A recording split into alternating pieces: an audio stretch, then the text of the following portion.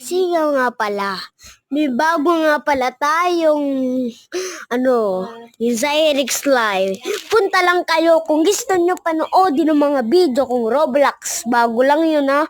Huwag muna kayo pumunta sa kanilang pagka meron na. Pumunta na kayo sa Zyrix Live. Memaya at gagawa na ako ng video para sa Roblox. Kung gusto nyo na free na pet, comment nyo lang pangalan nyo. At bibigyan ko kayo ng Titanic pet. Free lang. Ayan. O gusto nyo 1B.